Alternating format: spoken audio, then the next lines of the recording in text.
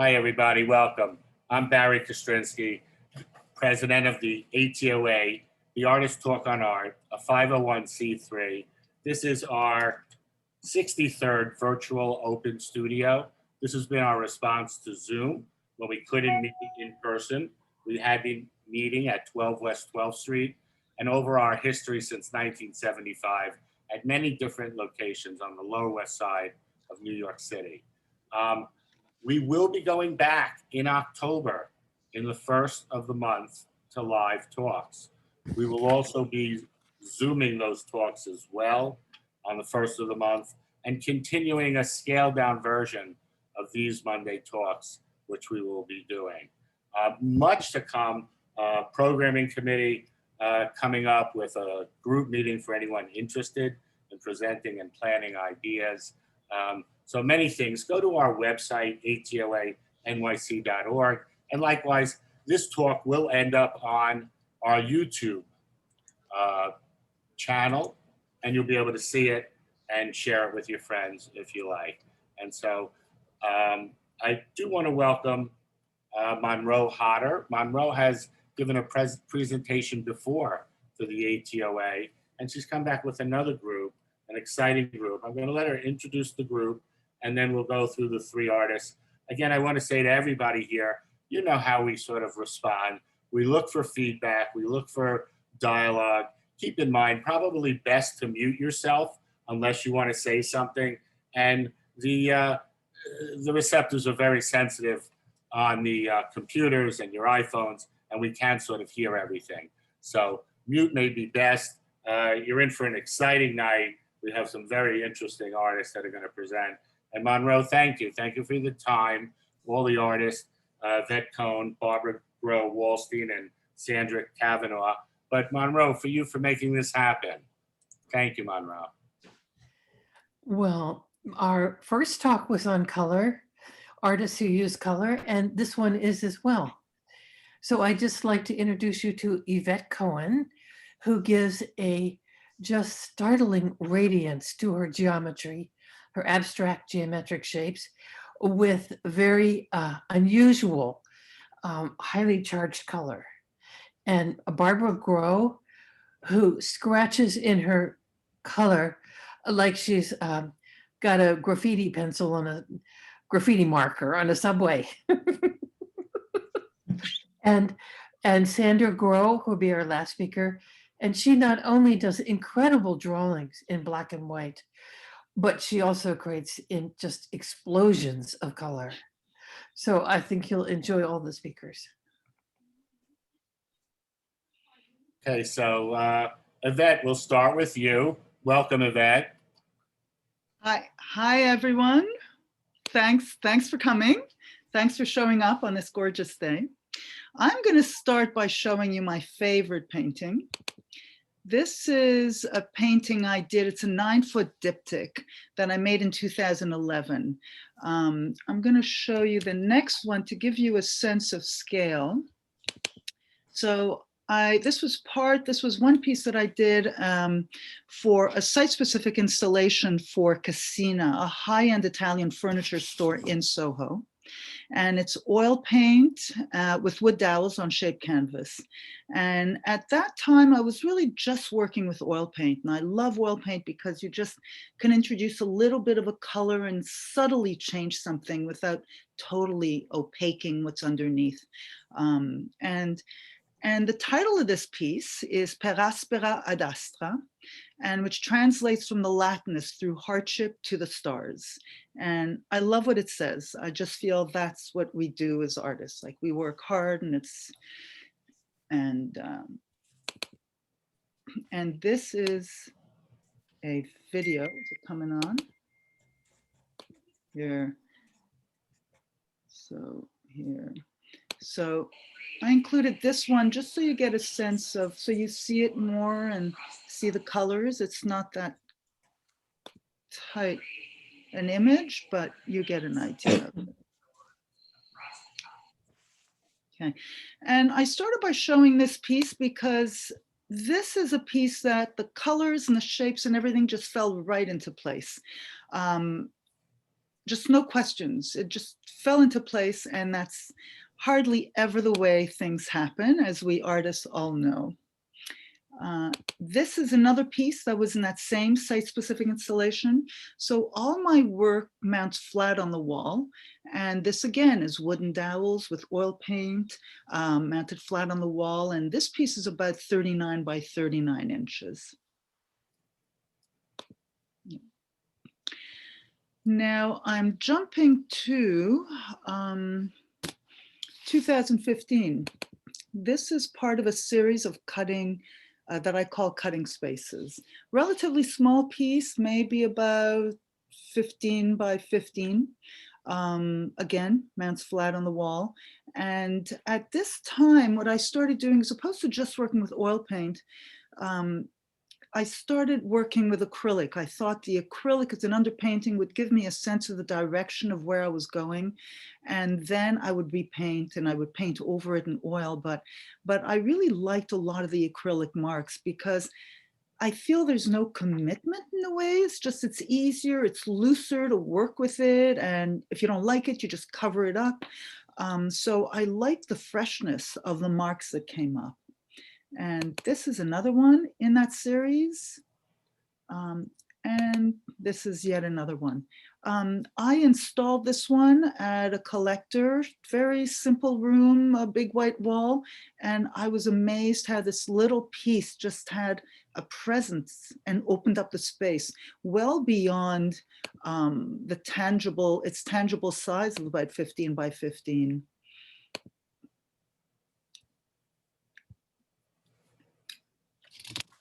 And this is another piece. This is jumping to 2017 or 18. And this is a piece from another site-specific installation, which was at Basta Pasta, which is a Japanese Italian restaurant in the Flatiron district of New York City. And when I do site-specific installations, I created like an entire poem. So you walk in and one thing leads to the next. And this was one piece that related to other pieces on the same wall, guiding you through the entire restaurant. And relatively small, I guess about, if I should have had this actual size, probably about 28 inches wide. That's it, yeah.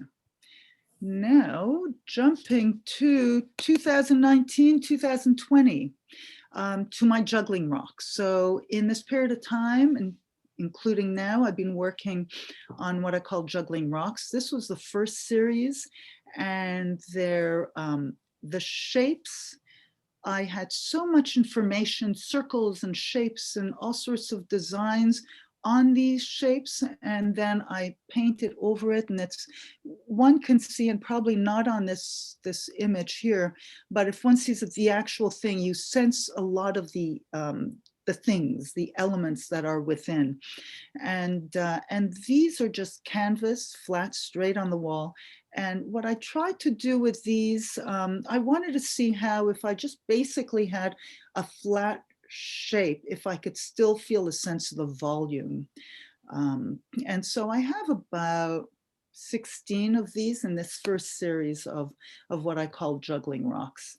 And I can thank Lois Bender for guiding me and helping me come up with a better name than my rock stacks.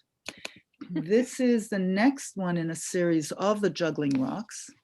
And what I'm doing here, I'm starting to deal with the volumes and the geometrics, and trying to introduce something beyond the color. And these pieces are larger, about 42 inches high. Here's another piece, again, in with the geometric versus the organic volume.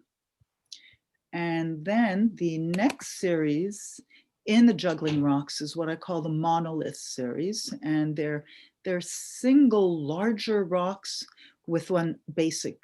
So the base is all in acrylic, and the top had tons of marks from in acrylic and then painted in oil paint. So I'll get rid of these. So it's interesting to see a piece when it's finished, but I'm going to show you the super ugly beginnings of another piece. So this is so ugly, it's amazing that I even thought of continuing working on it. And you see the transition a little. It goes from ugly to uglier. And then at some point I started working in oil paint over it. And so in the final piece, we see a little bit of the imagery from below. And I'll get rid of that. And this is the finished piece. So I'm glad. I think it has nothing to do with what the beginnings were, because they were very, very disheartening to work on something like that.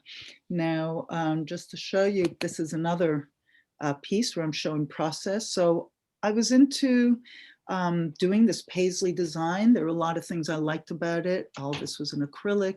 And so here I was trying things out. I have this base. Then I felt it wasn't really strong enough. I started working in oil on top of it, and I really liked having some of the Paisley. I love this mark, but it still wasn't really working. And so finally I ended up this was the final piece. So change the base. The base is totally in acrylic. I love the looseness of what happens here. Sometimes what I do, I even squirt a color in the acrylic straight from the tube right onto the surface and then start painting it. So as opposed to blending it before. And here the top monolith is oil paint and the bottom is all acrylic.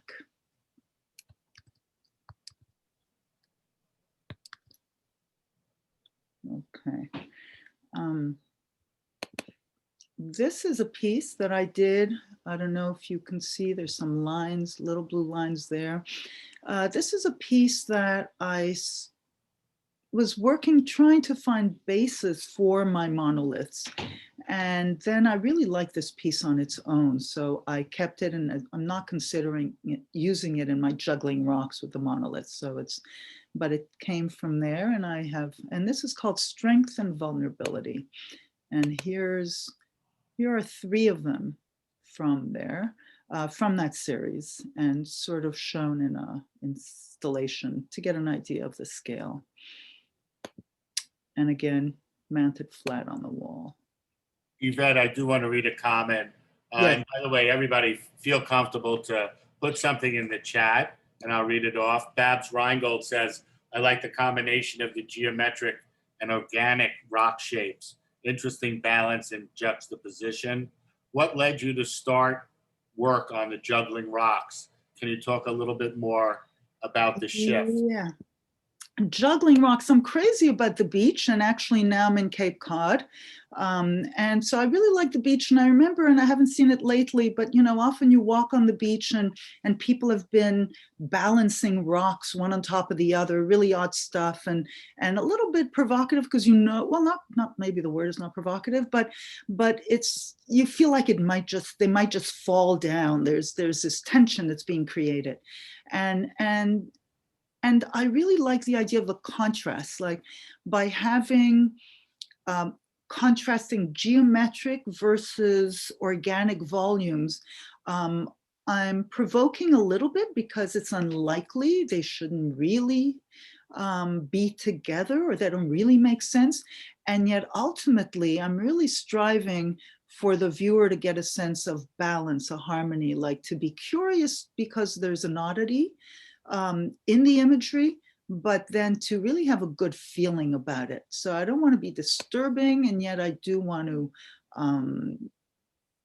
make you question a little, make you curious about what you're seeing, So Bonnie Epstein says, layer upon layer, just like the formation of a rock in nature, glorious colors. Are the units connected? The units are not, I install them. They have very precise positions of where they go. And I have templates that when I install them, I actually have to follow a particular position, because on one hand, they look arbitrary, but they're precisely positioned vis-a-vis each other. And I was recently in a show at Frosh and Company on the Lower East Side, and some of the first series of the Juggling Rocks, I thought originally would be like installed from the floor up, but then we put a lot of them higher up in the space. So they really work both ways, but they were in very distinct, like I had a vertical line going through all the pieces to match the vertical constantly. So they're in particular positions, and they wouldn't work if they were in other positions. I mean, maybe a leeway of half an inch here and there, maybe, but maybe not. It really depends. So I rely a lot on the position of stuff. Alyssa Pritzker says, hi, Yvette, really nice to see you and your art. Hi, Alyssa, thanks. Leopoldo Brava, the sculptural quality while being flat to a wall is a true feat. It really is. Also, your ability to oil paint that simple area, that rock shape, and create that form very softly is very beautiful. Wendy Moss, your colors work so well together and very unusual. Can you talk more about how you go about working with color and how you decide what colors go together? That's from Wendy Moss. Yeah. Well, I really work very intuitively in color. Like the very first piece that I showed you, the Per Aspera ad Astra, it just like came down into place. Boom, boom, boom, boom. That's what the colors were going to be. But when I started working in acrylic, the reason was because I didn't really know what direction I was going to go in. And so I felt comfortable. Okay, I'm going to try color. No, I don't like it. I'm covering it up, covering it up, covering up, on and on. And but at times I do want to create some sort of really contrast, like in the pieces that I have now on screen. They're kind of, this is sort of a mess of things, and actually it's a piece that's collaged in, and that too. They're different textures. I like things that contradict. I like things that provoke a little to get people to look at it. I don't want the viewer, I don't want the reaction, the experience of looking at the work to be really passive. So yeah, it's totally intuitive. I do once in a while when I have a problem figuring out, oh, I don't know what color. So then I start thinking, okay, so what's the complement to this? Okay, I have a purple here. I know a yellow will help maybe, and push it up, or a blue, let's get an orange, so the obvious, sometimes testing things out. So having some of the obvious, very basic color theory sometimes helps and guides me. But like I say, it's just been really easy, a whole different way of painting with the acrylic. And just because I'm trying it out, it's no pressure. Doesn't work, it doesn't work. So what? We're gonna change it, we're gonna move on, so yeah. And yet I love the subtlety of oil paint. I just think there's another intensity in oil paint that's really luscious and really nice. Jenna Lass says, hi, Yvette. Since we are studio neighbors, I have seen your work evolve there and in your shows, and I'm always surprised and delighted to see the changes in your work with its personal color and shape. I didn't realize that you use both acrylic and oil in the same pieces. Yet another surprise. And I'll add to that, you seem to be collaging things, and through sort of collages that aren't usually made, trying to provoke, sort of open up the viewer, so to speak. Mm-hmm. Eloisa Pomfret says, hi, Yvette. Great to see you and your work. Love how you interact geometric shapes with organic shapes and create disruption. Very Thank nice. you. Great to see everyone. Thank you so much. These are two pieces that were also, they're the same size and basic same shape. And there were two pieces that developed as I was looking for bases for my monoliths. And then they didn't really work that way, but I felt that they really worked on their own like this. So I'm showing both of them because just to show how two pieces that are really the same structure, how we can have entirely different considerations for the color. Mhm. And now I'm moving on to something that I've worked on recently, a different, I mean, I'm very much still into the geometric and the contrast of the volumes and geometric. And this is a piece that I call, what is the name? Okay, that which we cannot see, 6 by 6 by 6. So this is actually 6 sheets of acrylic of arches, en tout cas, which is like gorgeous paper for drawing, but I painted it in acrylic, and I painted so many layers of acrylic that it actually feels like leather. And I was just painting until I reached a point of a color that I liked. But what I did, even though I like a lot of them underneath, basically I presented this way, where you just have the yellow one in the front and it's left up to the viewer to imagine the abundance of color beneath. So that's a little bit of a tease, and yet a total like love of color and curiosity of what you can come up with. So this is another one that I worked on. This is called Chameleon. And Chameleon because it's a square, 1-inch square dowel in the wall, and I have 8 different pieces of canvas, painted canvas that fit on top. So whichever piece you want to put will set the different mood of in the room and whatever mood you're into looking at. So, and again, it's just my thirst for curiosity of what colors can come up. And actually someone before, okay, I think Wendy asked me how I choose my colors. Sometimes I actually even try to choose colors that I really dislike to challenge myself. And talking about color, and I'm talking about the void, a non-color. And this is my gem number 1. I have about 20 or so gems, but the others are in color. This is gem number 1. It's Zen Cloud. And I have this piece here, again, canvas, you know, flat canvas, shaped canvas. And it looks like it's raw canvas, but it's painted because raw canvas can be pretty boring. And I just wanted to show how even a void of color, non-color, can set a mood. And this one is a Zen mood.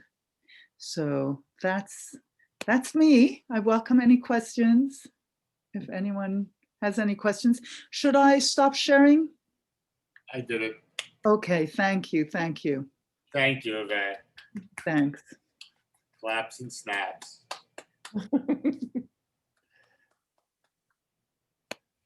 That was very nice. That really was. Let me ask you, I've got to ask, because some of your imagery brings up certain artists to mind from art history. Am I right to say, or do you enjoy Ellsworth Kelly? Absolutely. And Brancusi? I don't even know Ron Cusey. I don't know. Sorry. Ellsworth Kelly with those shapes, for Yeah. sure. Another artist that I'm crazy about is Brancusi. And actually Brancusi, because he's got these gorgeous shapes, and then the podiums of his sculptures are shapes in themselves. You know, I hate when someone creates a gorgeous sculpture and then they do just this arbitrary thing to show it. And Brancusi just does the whole thing together. So I'm crazy about him. Yes, that was the other artist I thought, because certainly seeing those shapes. But where did you study that? I grew up in Montreal, and I studied in Montreal at Concordia, which is now actually a well-known art school. And, you know, we used to come to New York. We used to take a bus at night, come in, see all the galleries. In those days, you could see them all in one day, and then get on the bus at midnight back to New York, back to Montreal. And yeah, so I studied there, and we always thought, oh, New York school is so great. And then I, you know, after coming here, I realized, hey, we were really good. It was a really great school. you know, yeah. That is true. I do want to read a comment or two.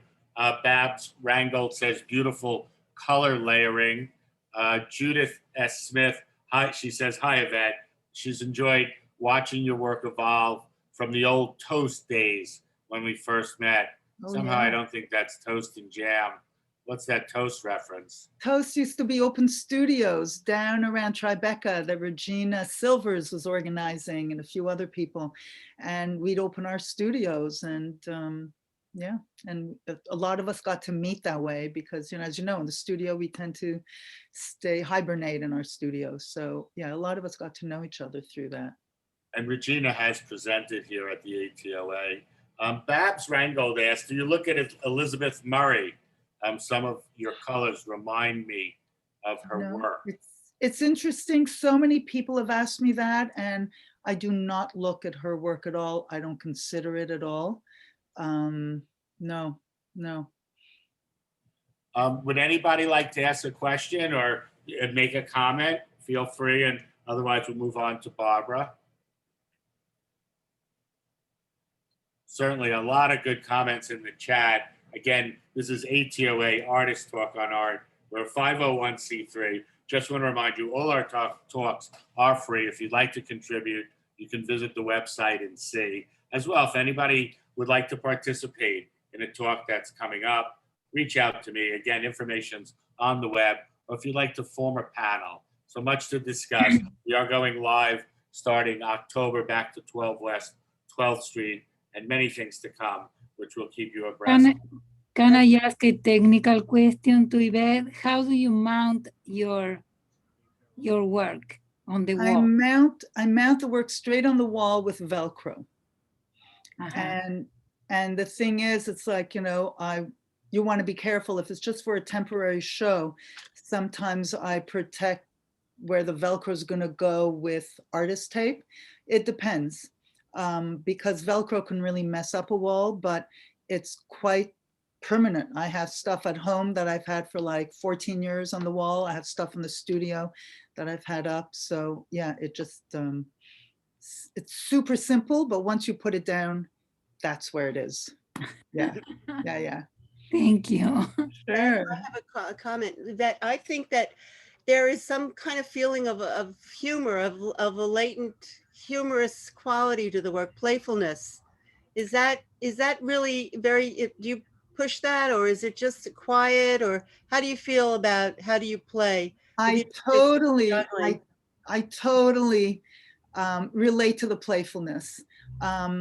On one hand, I feel like I've often been very serious or even depressed and stuff. And so for me to create art, I want to think like a very good feeling. I want something to come across that makes people feel good, and me in turn feeling good.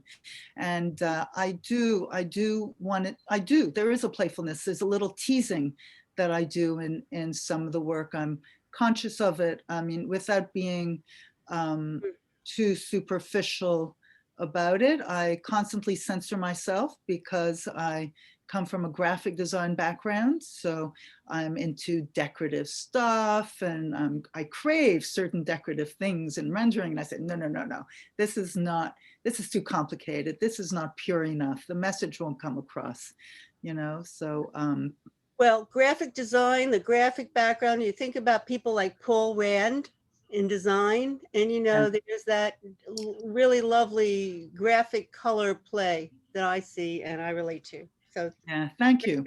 Terrific. Thank you. Yvette, hi, it's Tony. So it's nice to hear somebody else has a graphic design background. Oh, yeah. I guess I did it for 35 years, but I hate to admit it.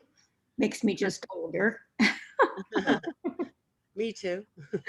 Anybody that was listening to my presentation last week, I made sure everybody knew that, as Barry knows, I'm a graphic designer and it shows in my work. But are you still designing? I'm not at all a graphic designer. If I have to do anything these days, it would just take me ages. Really, a long time. I used to have a greeting card company for 21 years. Okay. And I love doing that. And I love creating things that would a market would respond to. But I think it was about 2003 that I got out and I decided enough of this, and I closed my business. I donated all my inventory, over $100,000 worth of inventory off, and I said, let's move on. And I started working in a studio, and a year later I rented a studio with someone, and that's what I've been doing. Yeah. As I say, you did your passion. Yeah. I mean, I love doing the other one, you know, but it's, I feel this is so much more pure. Yeah. Ilse has a question. Yes, Yeah. Ilse. I just was wondering, I heard you saying several times, you want people to feel good about your work. Why? Yes. Why do you want them to feel good? Sometimes work is not always good. I just feel like there is this world is so amazing, and yet I think we overlook it so often. We get caught up with so many things, and I guess it's just I want that the monumentality of the earth and the sense of infinite air, and I want those the good feeling that I have at times. I would like people to experience. Okay. Yeah. You want to transmit it to them too, right? Yeah. I agree. Okay. That was very nice question, and really opened it up. Again, beautiful work, Yvette, and certainly shows the variety of work that you can get in the abstract field. And I think we'll move forward to Barbara Groh Wallstrom. And Barbara, tell us where you're coming in from. I'll ask you to unmute, and we look forward to seeing your work. Okay. My name is Barbara Groh. That's my artist name. Wallstrom is a full thing, but I'm Barbara Groh, the artist. I live in Brooklyn, and my studio is in my apartment. So it's very convenient, and that's what you're seeing behind me is my studio and part of my kitchen. So I'll just begin. When Monroe asked me to speak about the subject of color, I hesitated because I'm an abstract painter, and my work is in context of landscape of the mind. It is abstract, so I'm not really a landscape painter, but it's very important to be put into space and place. And I use color, but I've never really considered it as something that I could speak about separately from the landscape or from my abstraction. So it's been intuitive. Now I must articulate. I must articulate what it's like to talk about my color. So first of all, I have this really great, charming quote by Anne Truitt from her journal Daybook. And Anne says, I've been asked to bring slides and talk about my work, and I intend to go unprepared in the dignity of my own ignorance. So that is so wonderful quote. And I just want everyone to know that I am prepared, but there's a part of me that will speak from my dignity of my ignorance in presenting to an audience like this. I've never spoken about my work and separated like from color to anything. So part of me is, this is new territory for me. And I'm going to share my... I will say, Barbara, one of the sort of benefits of what we've done for the last 63 gatherings is that the artists have sort of honed their skills. They've seen other artists present. They can go to the YouTube to see how they look. They can see how challenging it is. What do they talk about? You all are mature artists with a full body of work behind you. And so it's given a lot of benefits besides, of course, artists sharing about it. And then, of course, you realize we are all going through this together. Yeah, absolutely. And to be able to really discover the finer points, it's wonderful to articulate, to put things into words. Most of my thinking has been intuitive, and then to be able to place it into words. I've learned a great deal just in preparing for this talk. So I'm going to share my screen. Let's see how that goes.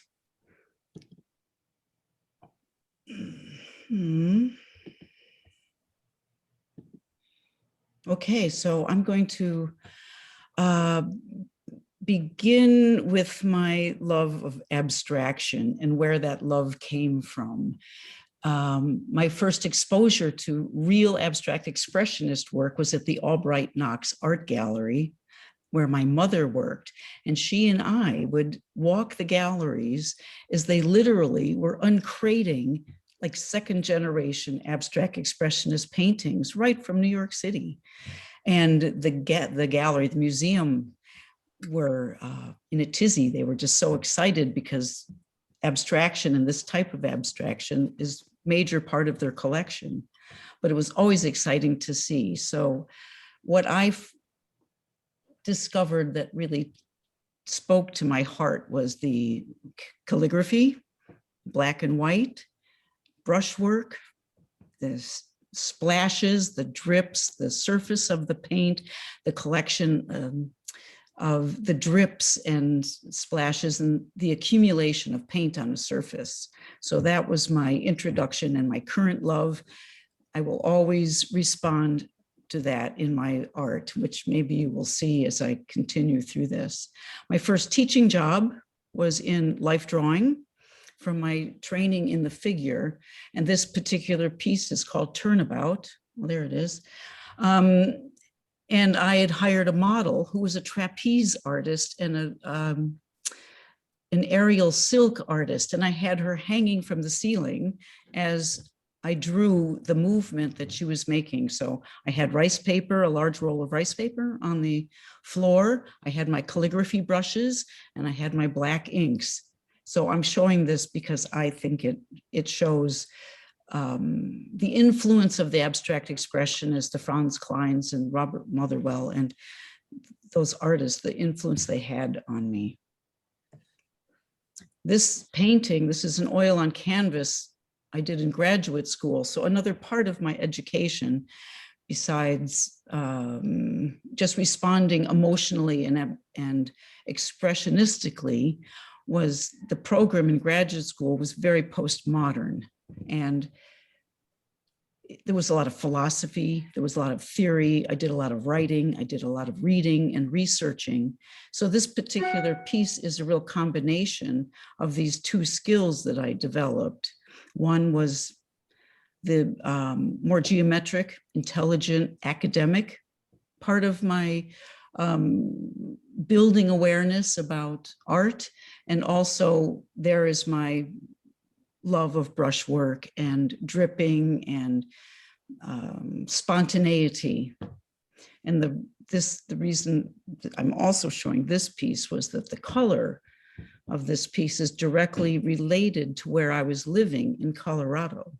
And people are familiar with Colorado, you know it's a semi-arid desert, and I see the dryness in this piece, and I see the color of the earth in this piece, and I can see the white, and I also see the drama of Colorado. So when you think about mountains, you know, jutting into the air and canyons that are carved into the earth and rock formations that are cracked and put on angles, I see this piece representing my landscape where I live, which is, it gets more important the more I paint, is my direct connection to where I live.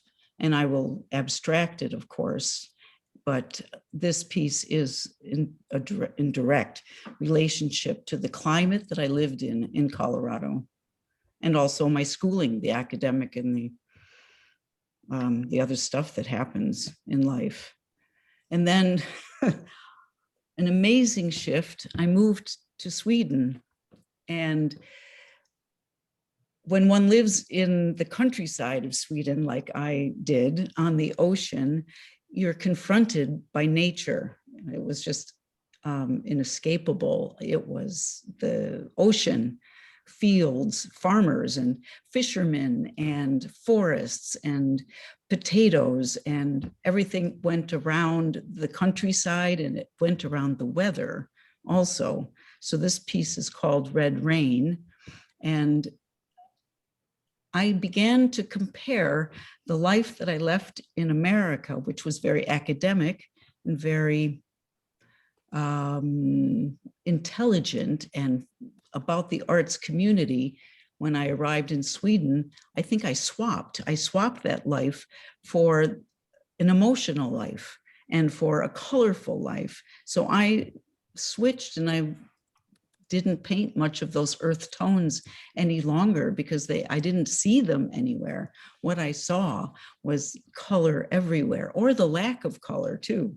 That's amazing, because the depths of winter in Sweden is so black, and the height of summer is like constant sunlight, or constant light anyway. So this piece, Red Rain, is on a rag coat clay paper, and I did a series of 12, and each piece represented a month of the year.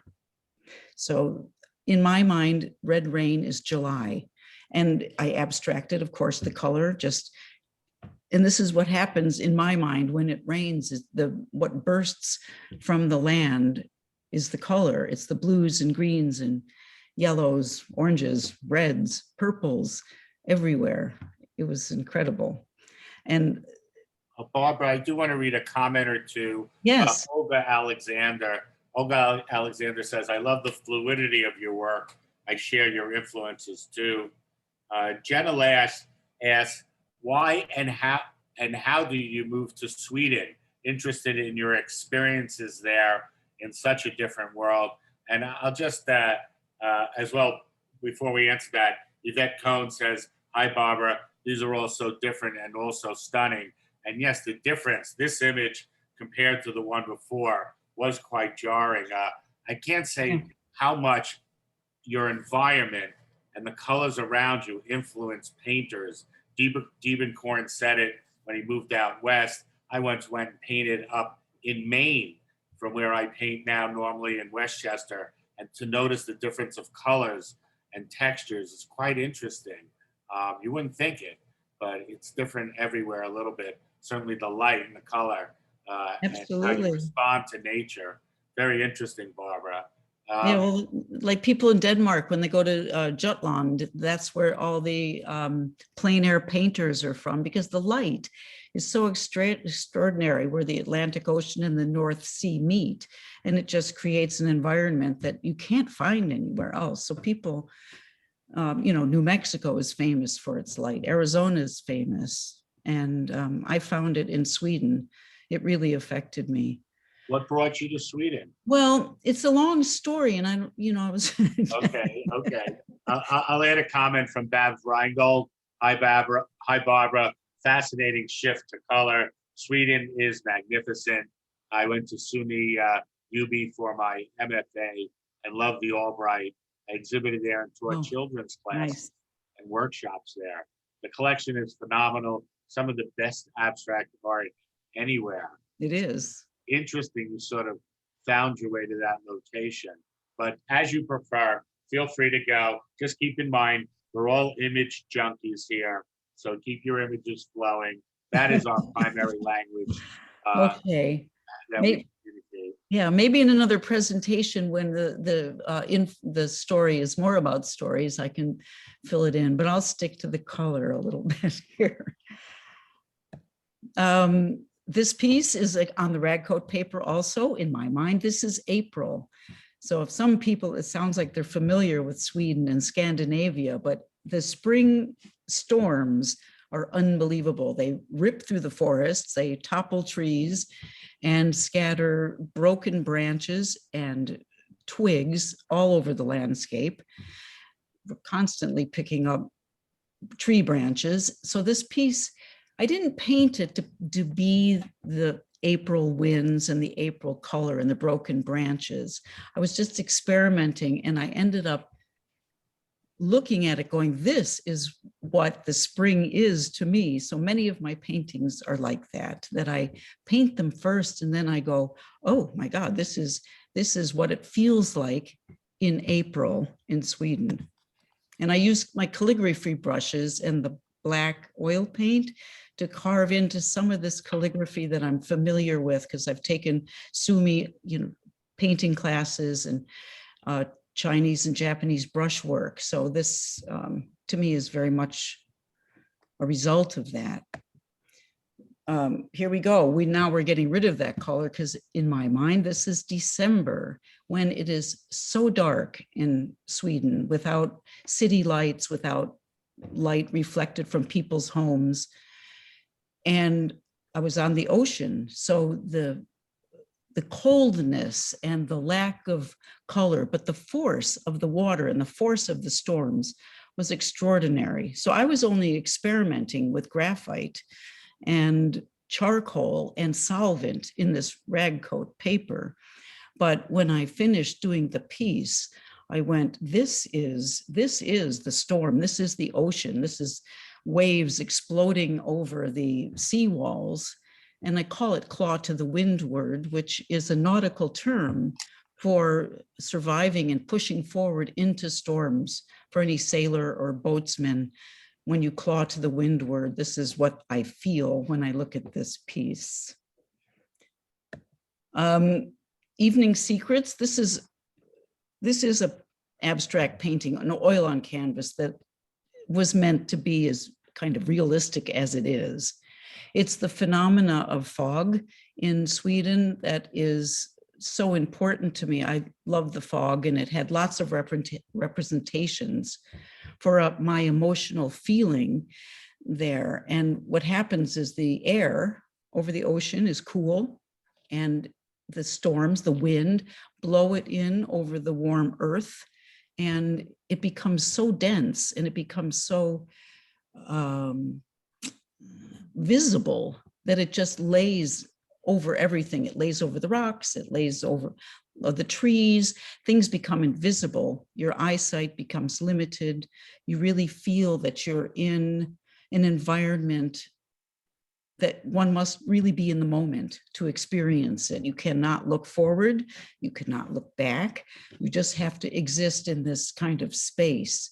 And I chose this color blue for its kind of historic meaning of wisdom, and also for serenity. And I think one must be very wise, actually, to be able to exist in this kind of environment, which is nurturing, and it also represents loss, I think. So with all those emotions going on, this is Evening Secrets. It is a kind of a secret environment.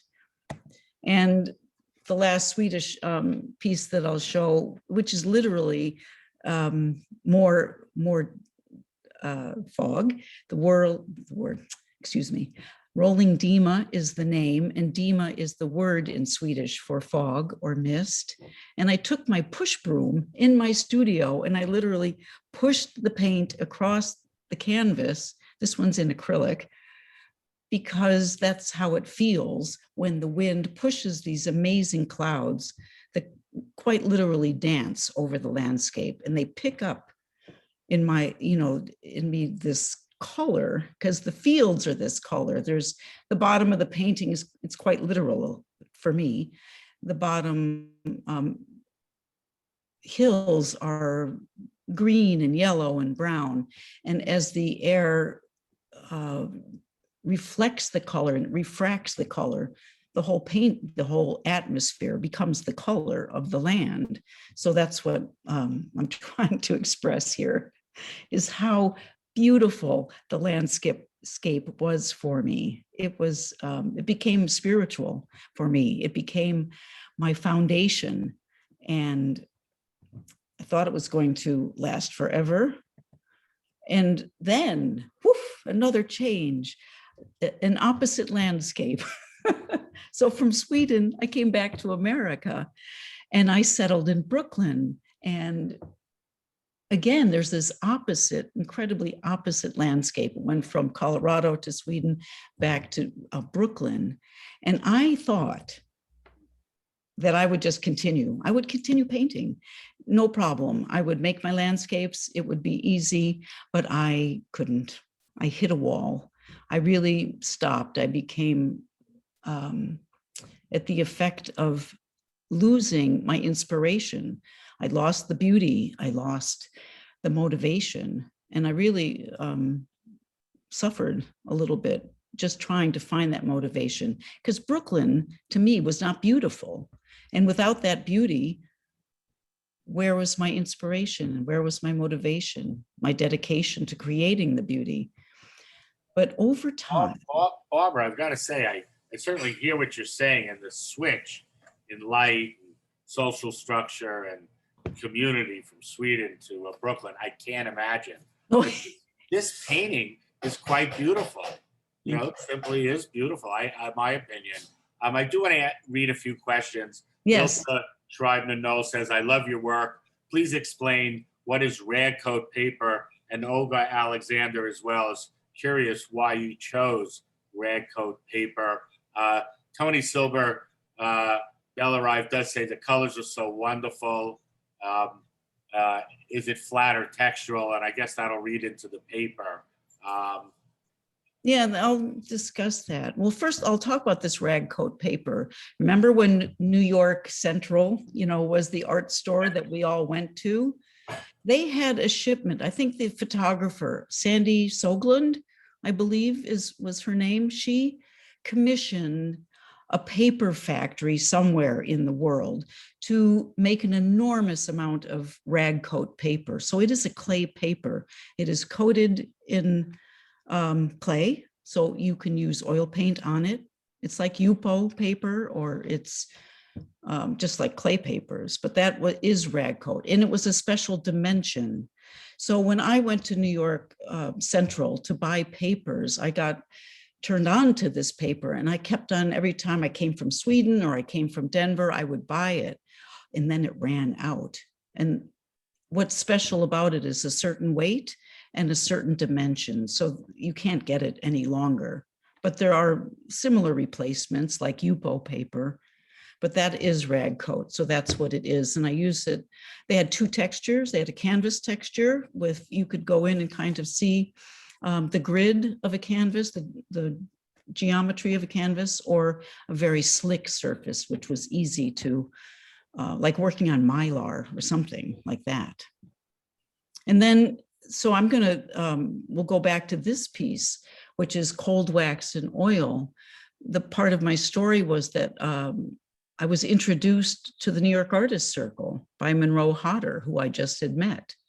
And in my kind of having a difficult time being inspired in Brooklyn, the New York Artists Circle opened up my life to the arts in the city, and also opened up my confidence that I could get back to the studio and I could find something beautiful. And I began experimenting, because when I was gone, I was unaware of new technologies.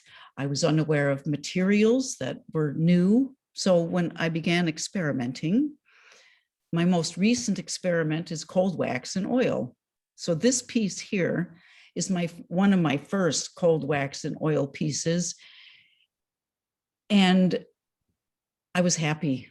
I stopped and I went, ooh, I recognize myself in this piece.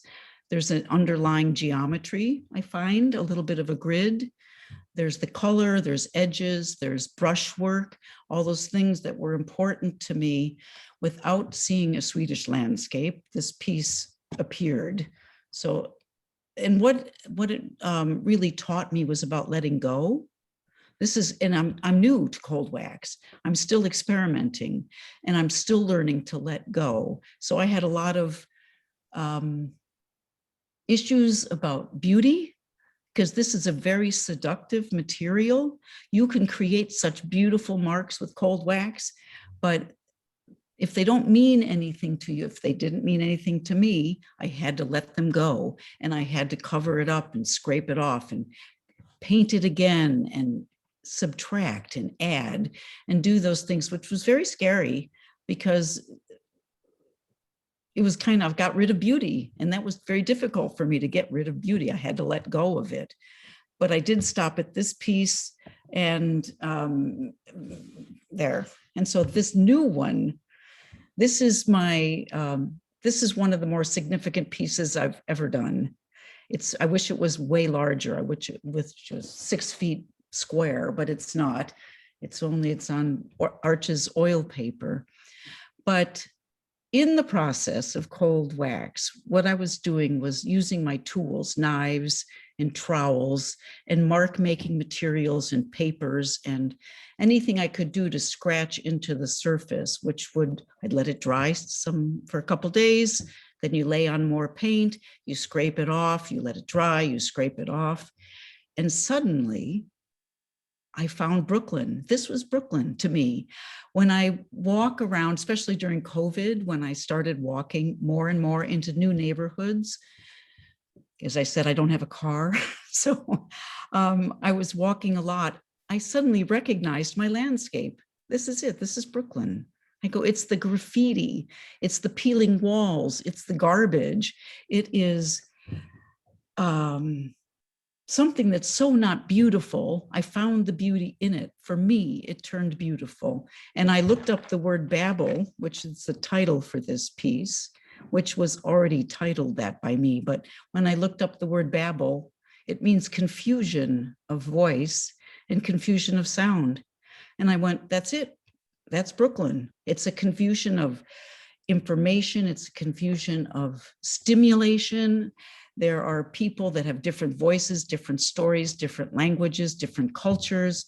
Everything to me came into this piece. So I'm super grateful for it because it will inform me as long as I live in an urban environment. I think I can continue painting in any manner. It doesn't have to be cold wax. It's just that the Brooklyn landscape, the detritus, the painted walls, the broken windows, that all became super important to me. I guess you get my drift. So very nice, Barbara. I have a few comments I want to read. And yes, then thank you. Just share maybe one or two more images and we'll move on to Sandra. Yes. Yeah. Leah Paula says, the overarching sensitivity and rigor is breathtaking. How you have approached this demanding nature in you is impressive. Babel is wonderful. This is by Babs Reingold. Babel is wonderful. I see why you love it. And my first thought was that it should be larger too. Yeah. Alyssa Pritzka says, congratulations to you on your first presentation, Barbara, and certainly very well presented so far. Jenna Lash points out, you've made some drastic changes in your life and it shows in your work in a beautiful and fascinating way. And Eloisa Pomfret asks, Barbara, are you familiar with the work of Ed Clark? I see some connection. Yeah. Well, thank you everybody for these comments. It means a lot and it feeds into my feeling that I'm communicating well with people. And so thank you everybody. And I am familiar with Ed Clark's amazing brushwork. And I only have I'll be able to finish up quickly because there's just a few more of these. This is A Train. I do want to read a couple more remarks on this. Olga Alexander, exactly, great mark making. All of these should be larger. Bonnie Epstein, textures, marks, and colors of a train are exquisite. Maybe a typo in there. Omar says, I love your work. And he says he sees so many images in your painting. A Japanese woman with long black hair, with long legs of uprooted tree trunks, a torso with pelvic bone and vagina, a portrait of a Chinese royal with templates distorted by the clouds. Oh my God. Is it just me? Yes, no. We all can read objects. Something what happens in the abstract is that, yes, figurative form is going to come out. Yes, Bone always. structure, nature, leaves, they're not that far from us. Similar organic evolution. Certainly beautiful work. Share one more, and I do want to go on. I'm going for the record of making it on time. I think we did. Oh, okay. Ooh, okay. You're Monroe, fine. You're fine. Just go a little quicker with the images. Okay, I'm going to do that. Okay, there's a painting. There's a painting. And that's it. A little slower. I'm going to go to my bricks now. Okay. So I do have a recent project that I'm going to discuss quickly because there's a little 55-second video at the end. Bricks to me are building blocks, And because I relocated to Brooklyn, I decided to rebuild, and I'm using these wax bricks. So they're all beeswax and paraffin, and they represent my landscape outside in the streets and inside my studio. So these bricks are stuffed with the detritus of my studio. They're stuffed with rubber gloves and tape and paint chips, and everything that I've used to create my current work are inside these bricks. And just a couple examples. There you go. You can see through the brick on the right that there is, there's plastic stuff, there's tape, there's the paint chips. And this is some ground brick brought from my studio in Denver. And here you can see in the center picture, the stuffing full of rimple cloth and rubber gloves and paint. And this is just another example of one of the bricks that I find remind me of the city. And I'm going to show this 55-second video, which is my process of pouring hot wax in the form. And my jazz grandson wrote an original composition for this piece.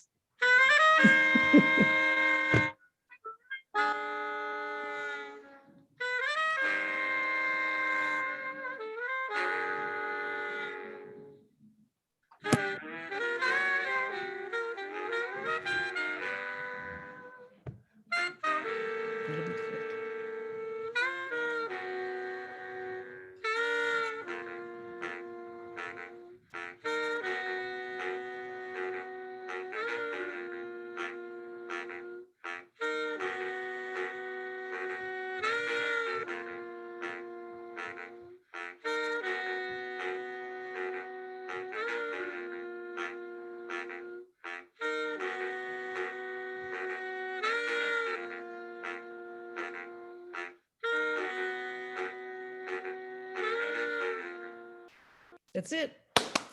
Yay, I'm done. I'll stop.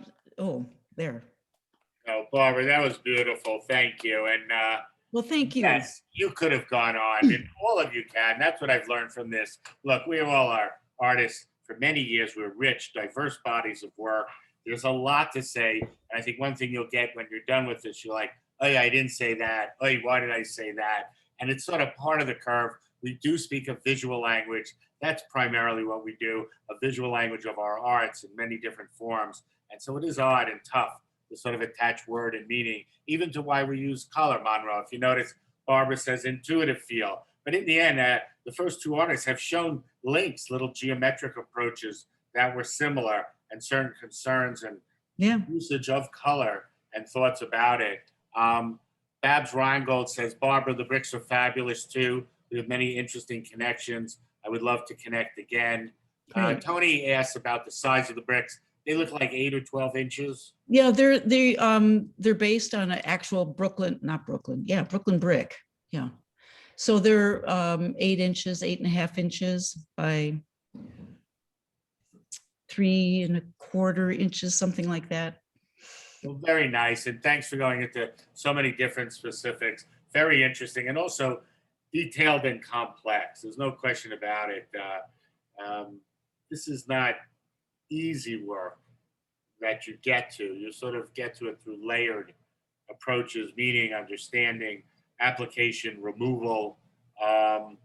Yeah, quite an interesting exploration. Thank you. Thank you. Thank you, Barry. It was, and this whole experience has been wonderful. Thank you, Monroe, for inviting me. And thank you for my fellow artists, Yvette and Sandra, and everybody else listening and your comments. Thanks.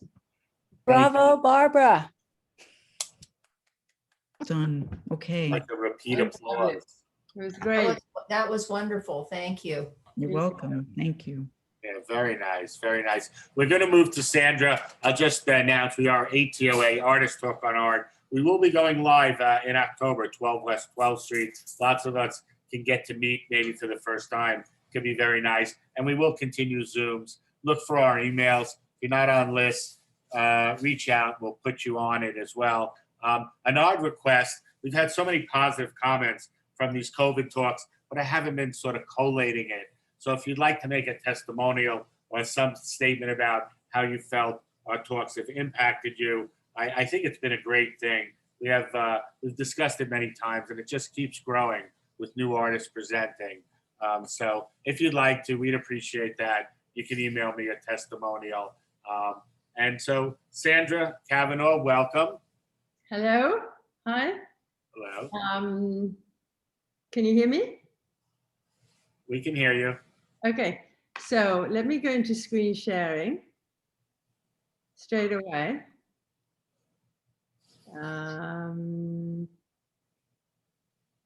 All right. So I live and work in New York City. I'm in Brooklyn, not far from Barbara's. I come from Argentina, from Buenos Aires. I studied art in England. I was schooled in art school in Kent History of Art and Design at the University of Kent. And before that, I read social sciences at the University of Belgrano in Buenos Aires. I have been pretty interested in narratives, though not exclusively, and I've worked across, and I continue to work across media. I've worked quite extensively with portraiture, and just giving a little bit of background. Color is extremely integral to my practice, though not exclusively. I work through color in landscape work and also non-referential composition and digitally, always interested. And I have more recently been primarily concerned with both figuration and quite a bit of narrative work. Most of my work is very personal and visceral. So color presents itself as a project of infinite possibilities for me. I'm tremendously excited by it all the time. These images that I'm going to show now were born out of a period of treatment. I was in treatment for cancer, and during this time I had a daily radiation for a period of 6 weeks and weekly chemotherapies, and I would make these little, draw these little selfies, blind self-portraits, which I later worked through digitally and transposed into these images in quite extensive series, which marked each day of this pretty harsh event. It was a process of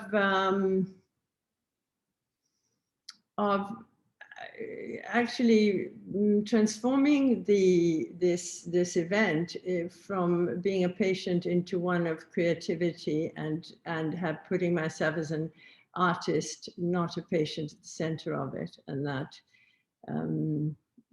I worked that through.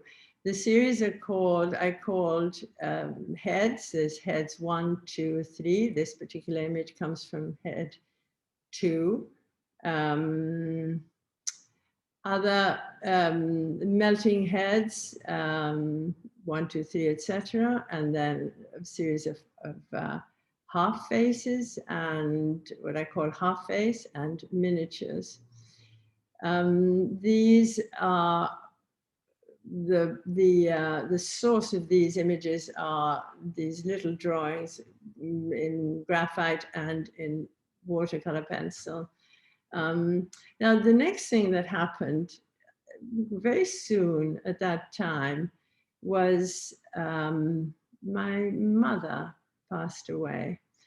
She died not of COVID, but she died in Buenos Aires, Argentina, and nobody could reach her because of COVID restrictions. And at this moment, though I remain interested in figuration, I am not interested in producing visual realism, and using color alongside figuration moves,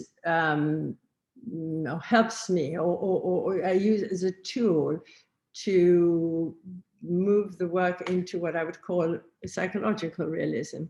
In this painting, I used mainly two tones. It's a complex painting. There's a lot to it. It's a big painting. It's 72 by 48 inches.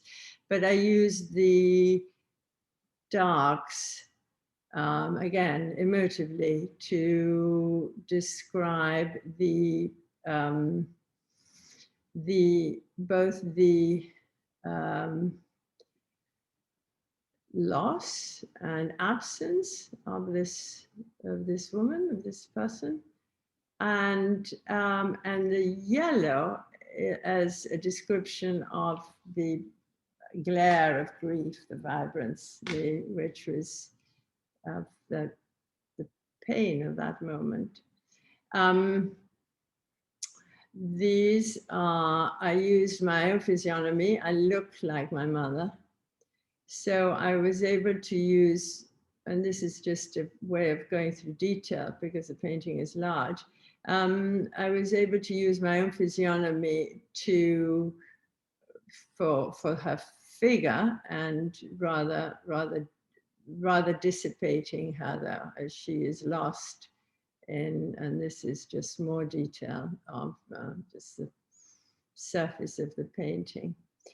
So almost at the same time, and also coming out of this episode of cancer, I produced a second painting, which I called Sombra.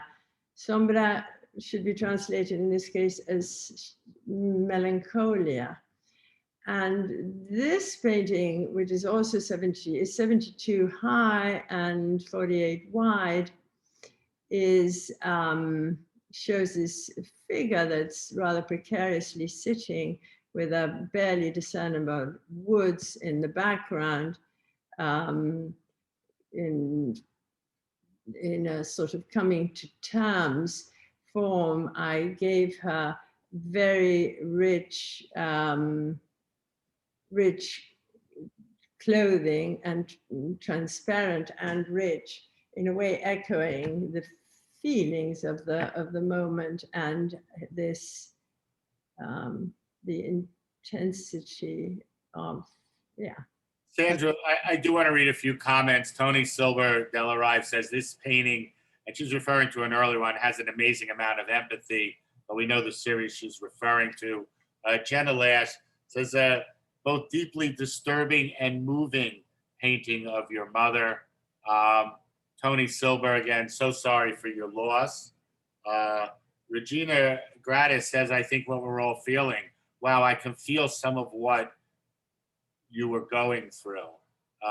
And certainly your use, it strikes me how you went from being a cancer patient to a creator to the artist. It was a sort of very smart gameplay, gamemanship, and a way to approach something so terrible. I've got to ask, when I saw one of your earlier works that was colorful and had hands up front, Oscar Kakashka comes to mind, an artist you like or are familiar with? Yes, I'm interested in all the moderns, and I'm interested in their use of color, so both viscerally and emotively. I find the color is, so interesting in those early works. Color is as transgressive as it can be conventional, and it has in its complement of mood, of tone and hue. It attracts and repels and is always emotive and always subjective, and it becomes a tremendously powerful tool for us painters as a result. I'm just showing details of that last painting. The surface is rich. I am as interested in rich surface as I am in the actual pictorial composition. So at the same time as that is... Sandra, I've got to ask you, in that image, when I saw that pose, made me think of either a Velasquez or a Goya, something Spanish, I don't know. Am I right, or are you just the standing figures? Yes. Yeah, the standing figures of Manet and Goya and Whistler, and yes, completely. I recognize that, and I'm always excited by them, actually. I think that this image that you're showing now, it's got something fascinating going on in it.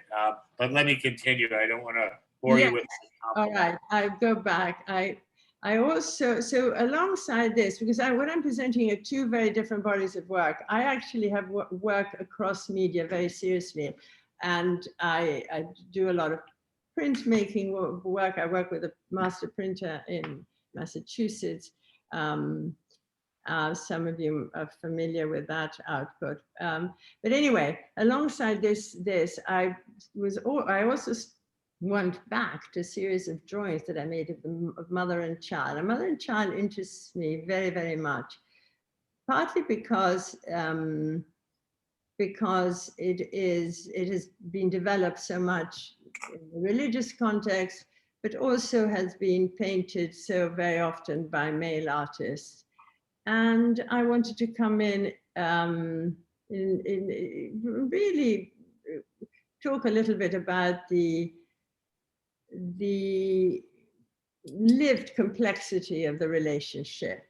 I have children myself, and of course I am a child.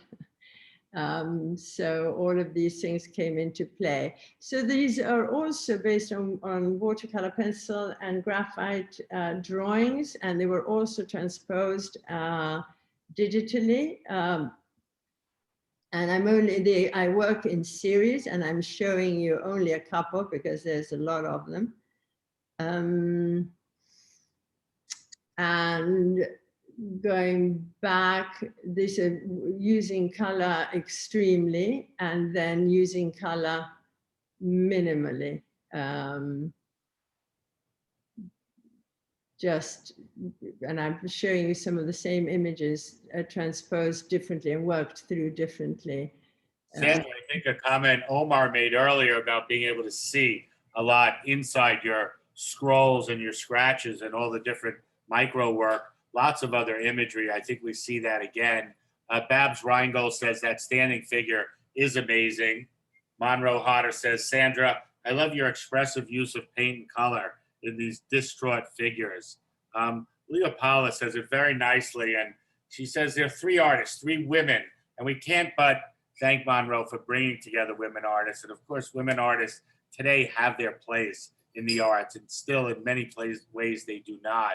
But this is part of giving women their place in the arts, just a forum like this. But seeing three intimacies revealed by these artists, Leah writes, a constant interrogation of self, the world, and how it can be expressed artfully. And also for like self-awareness and development and dealing with problems, dealing with whether it's cancer, personal issues, which we may not have gone into, but art is also a world we set up, so much as it does respond to the landscape and the colors, as the last artist pointed out, and as you're pointing out, to emotions. It is its own little bubble. Maybe it is our safe place. Our studio can be like a nest. I've had artists present and discuss based on the studios they were at. So studios can be influential as well. Again, you're at heart, all you artists are beautiful brush painters. That's the similarity here. But of course, you're all coming at it from different ways. And certainly the top of this image could be read as one of the works by another artist who presented. I did mean to ask the earlier two artists if there was a Zen influence and if they meditated, just out of curiosity. But we'll get back to that. Sandra, sorry to babble on. That's okay, it's great. I'm loving it. This is my most recent finished painting. It is also 72 by 48. And this painting was motivated by something quite different, which is the order that's imposed to us, to the self from outside to within. this painting was, I mostly painted with a knife, but also with a brush. And I took I'm very interested in the concept of line, figures lined, and mostly because of its institution, because it's got an institutional connotation, because it is something that is so familiar to us living in urban settings. And so it's not the first line that I have produced, but this is certainly my most recent. And I used these images. I chose to line 4 children, which I am just showing close-ups of the painting. The surface is very rich. And it really shows my practice, the way in which I use the way in which I use the actual both paint and brush, and in this case, knife as well. Coming up to, there's a couple more details. I actually enjoy painting hands as much as I enjoy painting, well, faces. Everything is wonderful, but the hands are tremendously expressive to me, as yeah, they just are tremendously expressive. So that is Fila. I call that big painting Fila.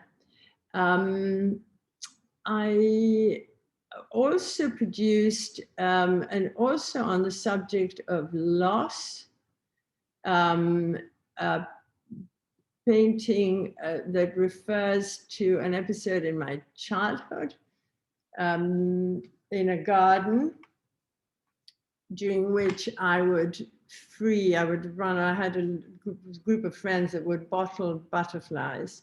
And this distressed me profound. I could never stand going to a zoo as a child. And I could not stand seeing these bottles. I would wait until they turned their backs and go and free them all. And so I produced this. And this also had to do with that time when my mother died, and I was getting over cancer, and everybody in New York was in the middle of this awful pandemic, and we were all so afraid. And this came to mind, and I produced this painting. This one is entirely brushwork. I did not use a knife for this. Oh yes, I did for the background. I did for the background, but that evolved recently. So I'm just showing details. I really love painting eyes as well. There's something about the expressiveness of all of these images. Everything that I've shown tonight is unenhanced. It's absolutely true to in color and depth and everything else to the actual images. Sometimes photographing very saturated color can be difficult, and particularly when it reflects a lot, as in, say, a detail like this. The cameras, my iPhone doesn't quite capture it, but in this case I was able, and I picked the images that were absolutely true. A little bit more recently, I produced a large diptych. I'll show it here. This is also 2021. And I do want to read 1 or 2 comments. Elaine Feinstein Forrest. Sandra, there is so much power behind your images. The paint dances on the surface. We can feel the emotion you are portraying. Certainly true.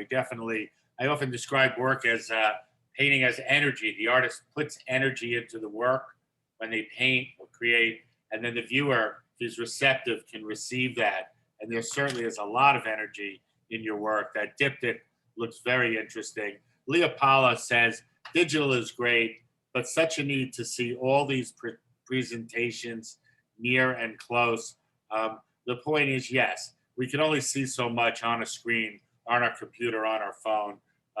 Hopefully one day we do get to see each other's works live, maybe even through the ATOA, or if not, through something else. But you are in Brooklyn. Very strong painting.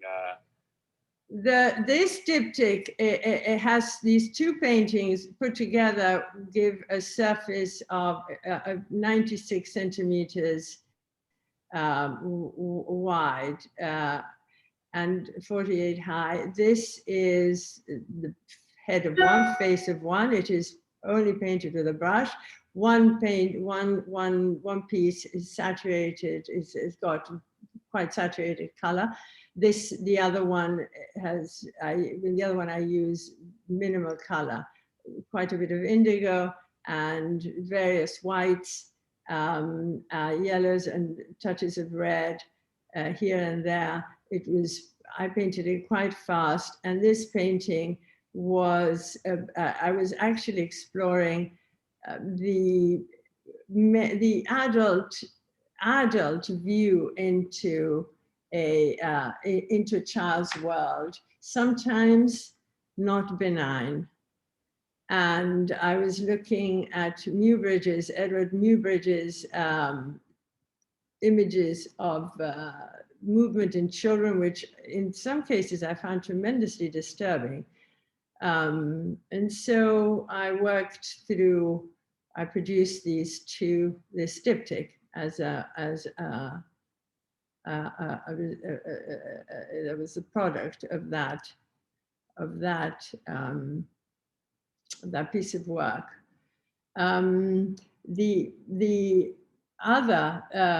Another painting of this year, which came out of the ending the pandemic, and again was a narrative, in a way a narrative, and was about hope. I call this painting The Rainmaker, which had a sense of the eternal oneness with nature and acceptance of it, but also an imploration, perhaps to nature itself, and an acceptance, a taking it on. And so this painting came out of that. This is about just a few weeks ago as well. Most of what I've shown is very recent. It's the last year. It's the last year. So I'm just showing details again, just to give you a sense of surface. And brushwork. The Rainmaker was me. I used did I show this? I used myself rather complexly in a mirror and was able to somehow create that image. I think the face looks a bit like me as well. It should. But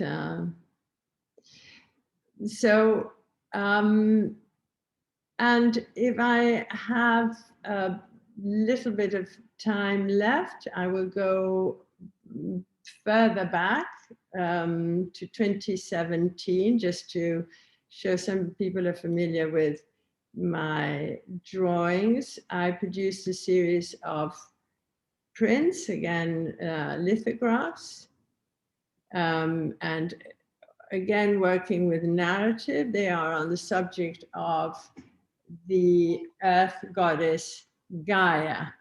And in a way, as a feminist and looking at the portrayal, at these patriarchal portrayals of creation, this is what this was about. I looked at it. I used the fertility image of those early there's early sculptures, there's early Iron Age sculptures, and then all the iconography of Hesiod's theogony with the Cyclops and the Titans. And I set these pieces in the Greek theater. They are hand-colored lithographs, and they are fairly gothic, I think, fairly descriptive. Please, Sandra, your love of line, you can certainly see it there. You'll show a few more images, but before we do, I just want to thank Cameron Saltzman. She's our intern for the ATOA. She's that image that shows the artists that are presenting.